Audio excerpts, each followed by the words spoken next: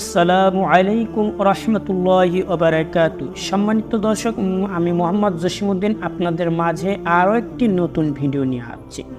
ভিডিওটি হচ্ছে আপনারা জন্ম সরণিকা কেমনভাবে এটা বানাইবেন। সম্পূর্ণ মোবাইলের মাধ্যমে পিএলপি ফাইল আপনাদেরকে দিয়ে দিব। তো চলুন কথা লম্বা না করে চলে যায় আমাদের মূল কাজে।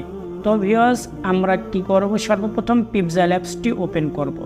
এই যে দেখতে পাচ্ছেন, এই অ্যাপসটি ওপেন করবে। এটা ডিসক্রিপশন অথবা কমেন্ট বক্সে সবগুলোর লিঙ্ক দেওয়া থাকবে। পিএলপির লিঙ্কও দেওয়া থাকবে, আপনাদের এই অ্যাপসের লিঙ্কও দেওয়া থাকবে, ওখান থেকে ডাউনলোড করে নেবেন। তো ওই অ্যাপসের মধ্যে ঢোকার পরে এরকমই আসবে। আসার পরে আপনার সর্বপ্রথম এখানে পিএলপি ফাইলটা আনবেন। পিএলপি ফাইলটা আনার জন্য এখানে দেখতে পাচ্ছেন ফোল্ডার আছে, এই ফোল্ডারে এখানে ক্লিক করবেন।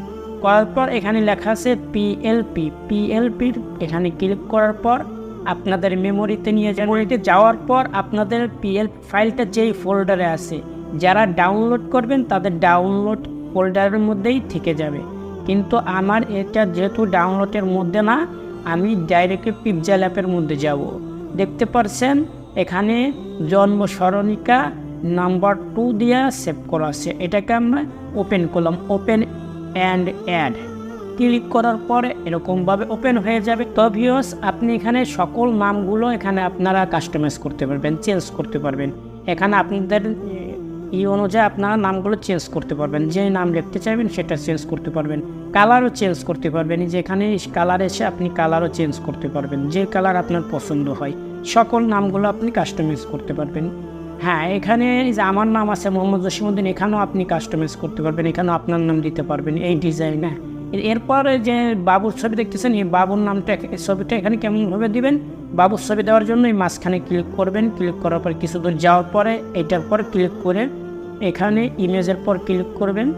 এই যে কোনো একটা বাবুর ছবি আপনি নিয়ে আসবেন, যে বাবুর ছবিটা আপনি এখানে বসাতে চান। তো আমি এটা দিতে চাই, এই জন্য এটাকে আমি যেখানে সিলেক্ট করে দিয়েছি। দেখেন কি সুন্দর হয়ে গেছে। তো এটাকে আমরা সেভ করার জন্য কি করব, সেভ বাটনে ক্লিক করব। ইমেজ, সেভ ইমেজে ক্লিক করার পর এখান থেকে আলটা করে দিব আমরা, আলটা। আলটা করে দেওয়ার পর সেভ দিছি। দেখেন আমাদের সেভ হয়ে গেছে। এখন আমরা গ্যালারিতে যেয়ে আমাদের ছবিটা দেখব। দেখতে পাচ্ছেন ছবিটা সম্পূর্ণ এইচডি কোয়ালিটি, কোথাও ফাটবে না। আপনার সুন্দর, অনেক সুন্দর ডিজাইন হয়েছে। ভিউয়ার্স, আপনার এরকম ডিজাইন যদি আরও পেতে চান তাহলে আমাদের চ্যানেলটি সাবস্ক্রাইব করে রাখুন।